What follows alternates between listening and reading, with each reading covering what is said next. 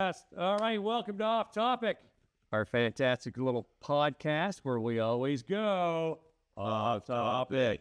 Before we get into football, which is what we're talking about today, go to YouTube, like, subscribe, put down a comment, how good looking I am, and then say something nice about Matt. Think of something. Come up with say you're good at this. Yeah. Come up with something. Okay. Good call. Positive comments only, That's please. right. That's right. Not Negative Nelly. not trigger stuff. So we want to talk football. So give me the big news at football. I think the big news is out of Seattle, but I might be wrong. Well, you got upstage this morning. I got You upstage this morning. upstage this morning. Myles Garrett is staying in Cleveland. Why? Why? Well, because they paid him a lot of money They to paid do so. You got to pay a lot of money to stay in Cleveland. Yeah. He will be the highest non-quarterback NFL player of all time. What's he making? $123.5 million in guaranteed money. And he's a defender, right? He's one of the best defensive ends there is in the game. Wow. He gets after the quarterback. He's just a monster. A couple of years ago, he was the one that pulled the helmet off the Pittsburgh Steelers quarterback and clunked him in the head with it. Mason Rudolph. Yeah. So he averages $40 million per year.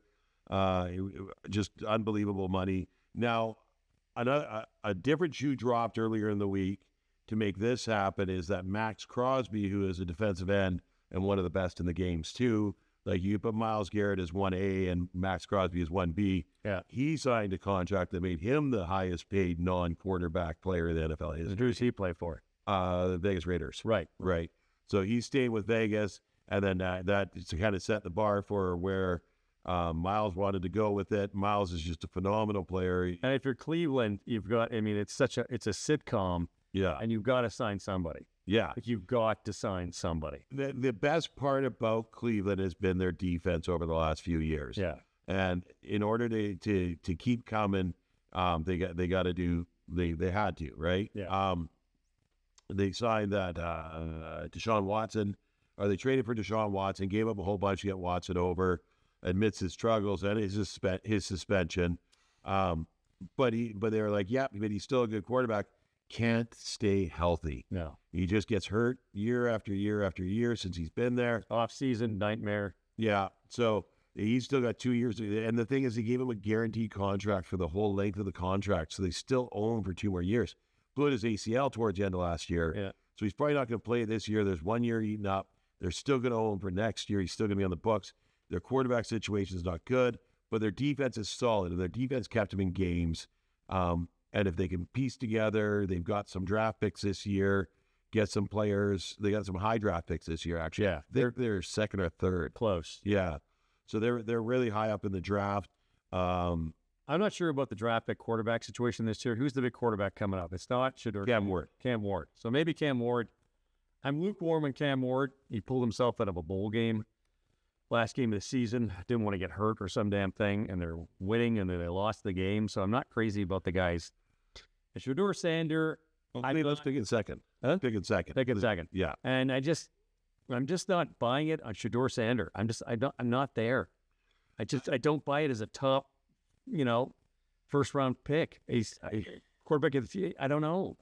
I think something about it. The thing is, he is such a good player. He's got good tools. He's such a good player. He's so well built, but he's a bit of a head case. Well, he's only ever played for his dad. Yeah. And he's in college. He's already driving a Rolls Royce or something. He showed up for the interviews at the Combine with teams wanting to play Settlers of Catan, Yeah. the board game, because he says it's great to teach you leadership and who the people are across from you, Yeah. whether you're building or you're attacking or you're...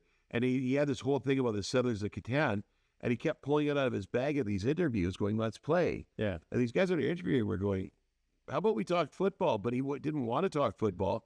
There was points where he's referring to himself in the third person. Yeah. It was very odd. He's a little too, I think the big issue, and I think you triggered it for me in a good way. He's a little too sheltered. Yes. He's only ever played with his dad. Played for his dad. And he's a little too sheltered, and he's grown up in a bit of a bubble. And the NFL, man, that bubble's going to burst. Well, Like, people are sort of nice to him. Yeah. He's a kid and who his dad is.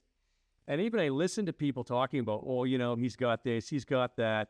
Shador, he'd be good in this team. He'd be good in that. And I sort of, you look at them as they're talking, and I'm not really convinced they mean what they say. You know what I mean? Like, you're sort of reading their body language. And I just like, guys, call it what it is. He's good, but he's not great. Yeah. Like, he had a good season. They were 9-4 or 10-4 last year. And they went to the Running Rebels. They got it handed to them, you know? And then Running Rebels got pounded by Boise. Like, I don't know. They won some good games last year. They won against Nebraska, got it handed to him. He walked off the field with a $1.40 left in the clock because he kept getting sacked. Yeah. Walked off the field. Game wasn't over. Yeah. I don't know, man. There's something about Shador Sander I just don't like. And I'm sure he's a nice kid. Yeah. And I like his dad. I'm not a prime basher. You've said this 100 times. But I cannot see that kid going to an NFL team and turning things around in the one season the way people are sort of talking about. Well, and I don't think anybody expects that. I think he does, though. He does. Yeah. Cam Ward is, I think, the only quarterback out there that could go and start. Yeah. Right? And I think that's two. There's two quarterbacks in the top. Well, yeah. I think there's more than two. I mean, they've been talking about a couple other quarterbacks that have moved up the boards because of the way they played. Yeah. And I think in the top 10 of the NFL draftable quarterbacks here, there's some that are going to be good year 2, year 3. Yeah. Let them grow type thing. A lot of teams don't have that option. No. Right? They don't have anybody, so they got to find something. Yeah. You know, and if you look at it, Tennessee's not going to take a quarterback. I don't think Cleveland takes quarterback.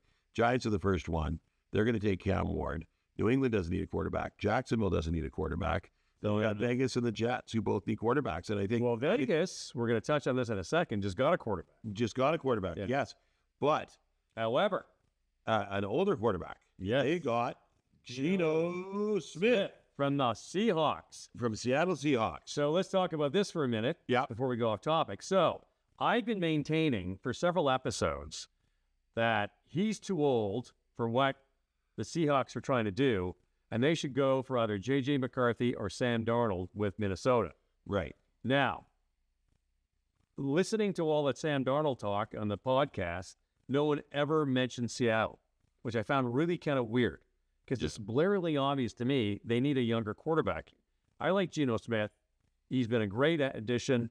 Serviceable. Everybody likes him. He's like a town favorite. He's 35 years old or somewhere in that. Yeah, he's up there. He's up there, which is like, old for a quarterback. For us north of 50, saying that 35-year-old's up there, I mean, it's sports. You play the context of sport. Yeah. He's 35 years old. Now, Seattle moves him for a 4th-round pick to Las Vegas. Yes. And Pete Carroll, obviously, is the new coach in Las Vegas, so that move sort of makes sense. But now Seattle needs a quarterback, and I don't know who Seattle's going to go with. Like it sounds to me they want Sam Darnold. He's a free agent. He's 29 years old. He had a great season last year, and he's the kind of guy that can build around a little bit. Well, okay, so you got a couple of options there. So right now, the Seahawks have Sam Howell and Jaren Hall on the roster. Sam Howell came out, was put him in Washington, didn't really get a good chance to succeed there. And so he got traded when Jaden Daniels came in. He got sent over to the Seahawks. Right. Seahawks may have seen something in Sam Howell. Yeah. A lot of people have. He is a good quarterback, but in a bad situation. Yes. Right? So you put him in a good situation, like Seattle, maybe it works. Maybe it works. Then you got Darnold, a free agent. Right. You got Kirk Cousins in Atlanta, who's kind of a fish out of water there because they got Michael Penix Jr. Yes. And they like him, and they sat Cousins down last year at the end of the year, so he didn't get hurt and gave Penix a shot to go with it, and Penix did okay. He did okay. So, I mean, like, you don't know what's going to happen in Atlanta. You got him, you got Darnold, you got Howell. I'm Seattle, and I want to do two things. I want to give my team hope, my fans hope, that we can really have a good season again, like the old Russell Wilson years. Yep. And I want to tell my team, like, I say fans hope, I mean, I want to sell tickets. And I want to tell my team, look, man, we're going all in. We're going to have a winning season. I want to tell everybody in the organization that we're for real and we want to win. I don't know if Sam Howell's going to create that kind of confidence in people. Sam Darnold probably would. Kirk Cousins, mediocre. And of course, DK Metcalf wants to get traded now because he's got no quarterback and he thinks he can make more money in free agency or whatever. So Yeah. it's a bit of a mess. But I think if they get Sam Darnold, that'll send a real message to the fan base and the organization that they're serious and they want to win. Well, yeah, but the problem that you got in Seattle is you got more spots in Seattle to fill than just quarterback, and Darnold is a good right now fix. Yeah. Right. But a Sam Howell is a good right now fix too, right? They're gonna have to draft a receiver because DK Metcalf wants out. Tyler Lockett got traded. Yeah. They got JSN and that's about it. Yeah. Noah Fant at tight end, AJ Barner coming in behind him. So they got some spots there. They got Kenneth, Somebody? the running back. I can't think of his. Oh, yeah. But they got two, Charbonnet and Kenneth there, running backs that are both good running backs in a tandem. Yeah. So their running game's okay. You look at the quarterbacks that could be available in later rounds, right? And they got ranked at number 48 Jackson Dart out of Ole Miss. And then you got 107 Quinn Ewers from Texas. Right. Kyle McCord, Jaden Milroe. Gabriel Dillon. Gabriel Dillon's down there at 121.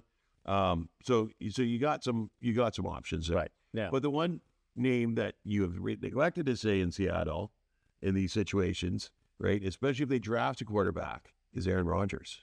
Oh, jeez. And that's what a lot of people say. Aren't you sick of his drum? 40 years old, Aaron Rodgers, right? He's a name that is attached to every team that needs a right now quarterback. But he's kind of poison, though.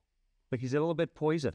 Yeah, poison. Yeah, so He's a head case. It's just, there's too much. I mean, I long for the days when athletes were kind of crazy yeah, and did crazy stuff because it's a little too corporate now and everyone's a little too well-behaved sometimes. yeah. But Aaron Rodgers is just like off the charts and nuts. Like the guy's just, he was just poison in with the Jets. And it's, I don't know.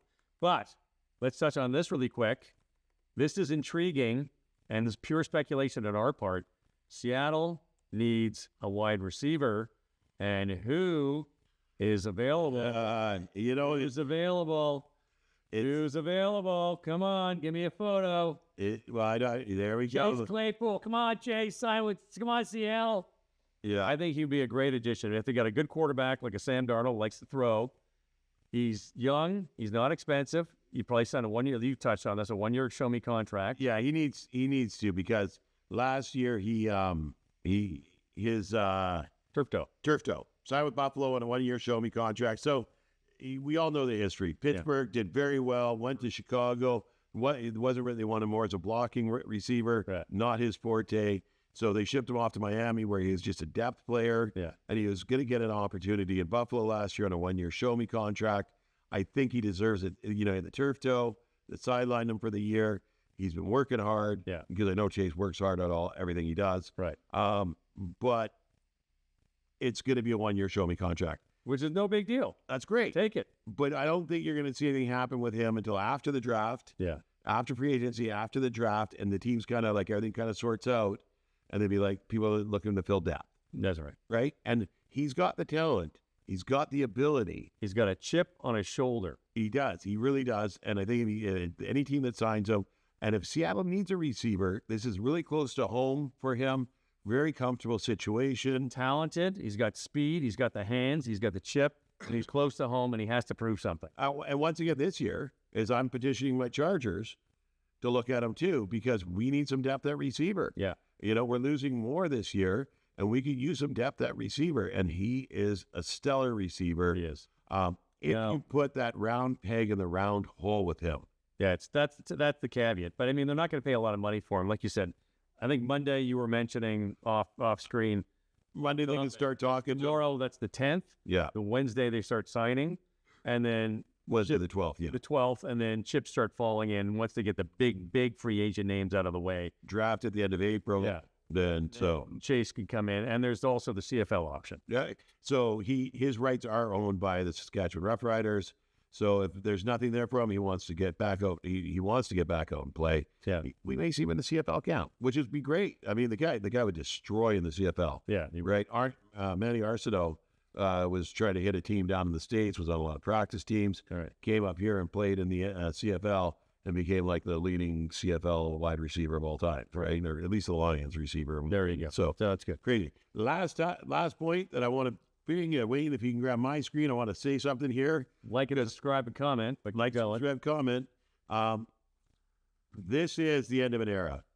Joey Bosa was released this week from the Los Angeles Chargers, and he was the last one that had the San Diego Chargers. Oh, So for the first time ever, there will not be a player on the Chargers, when you look at their bio, that has an SD on it.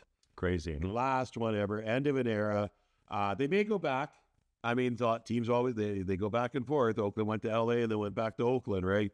They may go back San Diego down the road, but right now, this is the end of an era. Joey was the last one. Funny enough, Keenan Allen is a free agent who was a receiver that was with San Diego / L.A., went to Chicago last year, got cut by his free agent. Sounds really good. He's talking to L.A. So, All right. Thank you very much. Keenan Allen's like one of the best receivers of all time. I'm kidding. Come on. Oh, who's triggering now? Who's got the trigger now? Sounds really good. The anger issues. Okay. Like and subscribe, comment, and match trigger words. Just put down Comment. San Diego Chargers. Whoops. And then you'll see a little. One person says you got anger issues, and now you're That was one person too many. you triggered about this. No, you triggered me. I triggered you. All right. Thank you very much. We went a little long on this one, but thank you for sticking with us because we're fascinating. And next time when we go Off topic. see you then. Sounds good.